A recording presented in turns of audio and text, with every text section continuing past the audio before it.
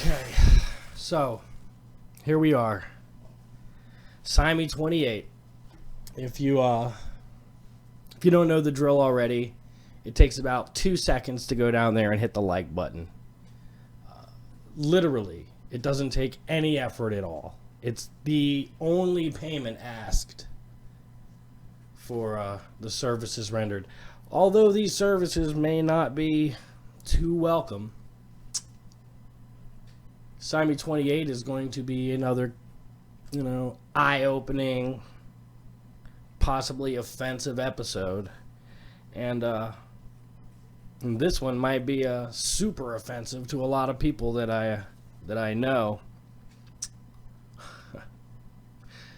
Nobody knows me, and I don't know any of you. I just, we just pretend we know each other, right?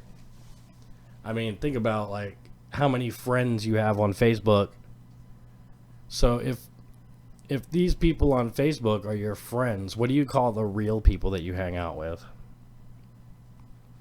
And it's kind of what I'm here today to talk about. I'm talking about friendships and allies and who's got your back and who doesn't. When you're at the bar and you've drank a little too much, there's a couple different types of people who are going to approach you. One type of person is going to want you to drive to the next bar, and the other type of person is going to try to take your keys away. I'm that guy. I'm here to take your keys and not let you drive because you're too drunk. And we are drunk on poison berries. Let me tell you, that's what happens in the natural kingdom. Animals get high and drunk off of poison. And that's what's happening to us today. I watched a heart-wrenching video. One that had me, like everybody else, screaming at the TV. Get the fuck off of him. Get the fuck off of him. Watching George Floyd purge his body. This is one thing I haven't heard anybody talk about, is that there was a urine streaming out of the car, from under the car at the very end. He purged his body. He couldn't hold it in anymore. He was deceased. The officer knew that. The officer was looking down. He had his hands in his pockets. There was 2 other officers there, and they were all presumably doing the exact same thing. Not taking any weight off. Hands in the pockets means I'm not supporting myself with anything but my knee on your neck. This was on purpose, people. This was on purpose, and it was going to happen to somebody. It happened to George Floyd, and that's the one that we got outraged at the most. But I contend because that is the one that got the most coverage and was pushed on us the most. We are being forced into Helter Skelter. If you know what Helter Skelter is, then it kind of probably terrifies you. And if you don't know what Helter Skelter is, I'm going to tell you right now. Charles Manson described the race war as a Helter Skelter, when the whites and the blacks decided to go to war. There's a lot to that, guys, and it's not something that is discouraged in the government. They want us to war. They want us apart. They can't control us if we're together. They want us apart. That is why these riots happened. The people in Minneapolis, the people in LA, the people in Cleveland, they're not destroying their own towns. They're not. It's Antifa, okay? It's the other George Soros. Him and his little Antifa goons are going to these towns, breaking windows and starting fires.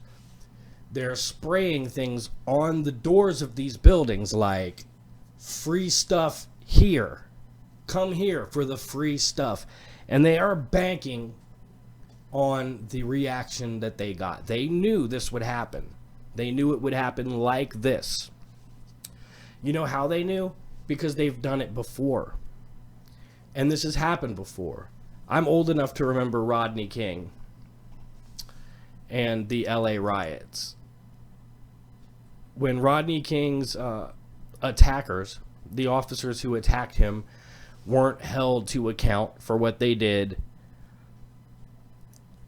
people started destroying LA. They started burning down the city. Which is, it's strange. Somebody described to me insanity as when somebody or a group of somebodies keeps trying the same thing over and over and over and getting the same exact results, but yet they keep trying over and over and over. And this logic was being used to me to justify what's going on out there, the looting and all. The looting is the natural response. The looting is what they wanted, because the looting is what was going to make you and me argue, black people and white people. We're going to argue over the looting, whether it's okay to do that or not okay to do that. And obviously some people are going to say, what is money compared to a life? But guess what? More people have died during the riot. So 2 people died in Minneapolis. One was shot by a pawn shop owner as he entered the pawn shop trying to steal stuff. And the other was apparently stabbed. We haven't got the full reportings in on that yet.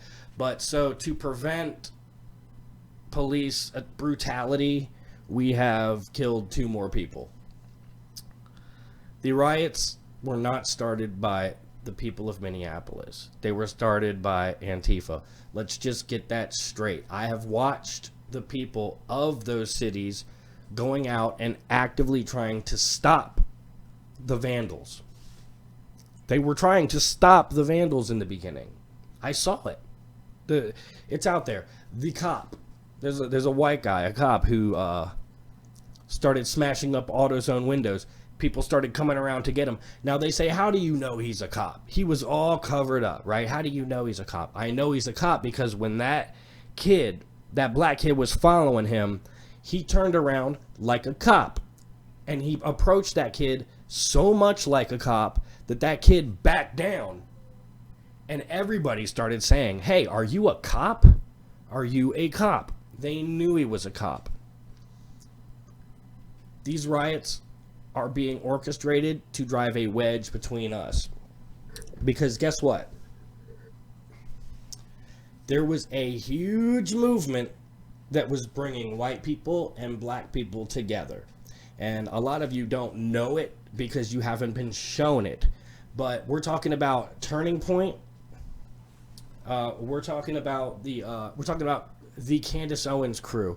We're talking about all of these newly conservative African American people who, believe me, we're only going to recruit more. And in doing so, was going to unite white and black. Because believe me, if we have white people on the Republican side and black people on the Democrat side, there will never be any union. There will never be any peace. And that's the way they want to keep us. They want to keep us because, listen, white people and black people are the 2 focal points, okay? We're not talking about people of color. It's not what we're talking about here.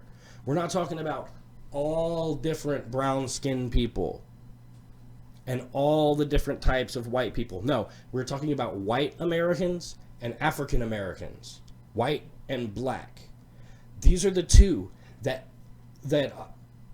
initially started this country and have been here the whole time and are intertwined with each other the most. I'm not saying other cultures were not here. I'm saying black and white are intertwined the most. And there's no way that that's going to be broken. So what we have here is a rubber band effect. The farther they pull us apart, people, pow, the stronger the snap when we come back together. And it's either going to destroy us or it's going to turn us into one thing. I think they're hoping to destroy us. That's what I think they're hoping to do. Guys, don't let that happen.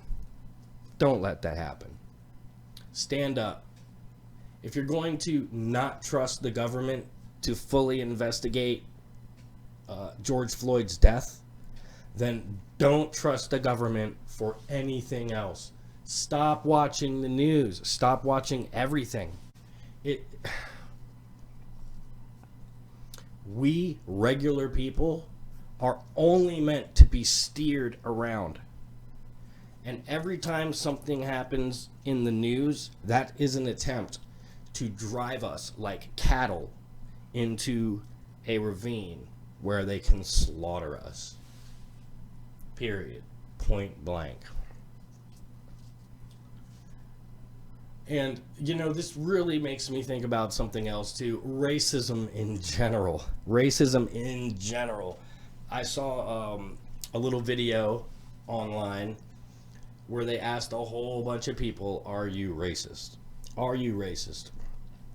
Everybody was like, nope, nope, nope, nope, nope. Only the young college kids were like, yes, I'm racist because I'm white.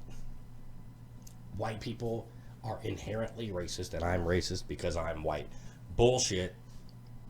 Bullshit. And if somebody tries to tell you that racism it has to do with an institution, there's no fucking institution, okay? When you get fucking chased around by fucking mall cops because they think you're gonna steal something, that's not institution, that's one guy. When you walk into a fucking Chinese store and they follow you around, you're not in an institution, you're in a Chinese store, okay?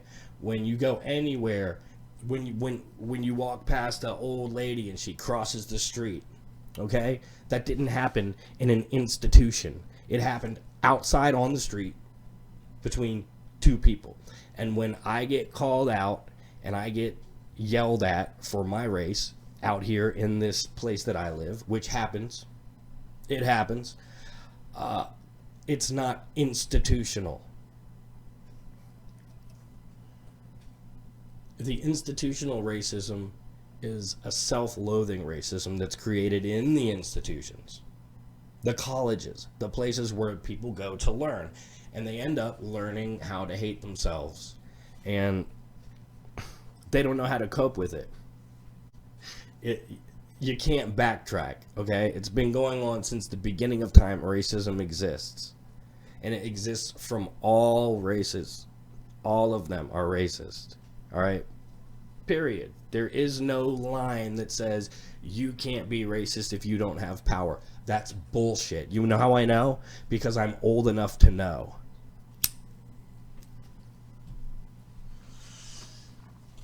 You guys, I'm going to cut this shit short, but what I want to ask you right now is,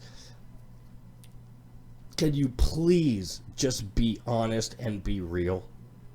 Just please be honest and be real with each other. And can we all just kind of form together into one coagulate? Because I don't want to see a war. I do not want to see Helter Skelter come, because you know what? The outcome is not going to be what anybody thinks it's going to be. The outcome is going to surprise everyone.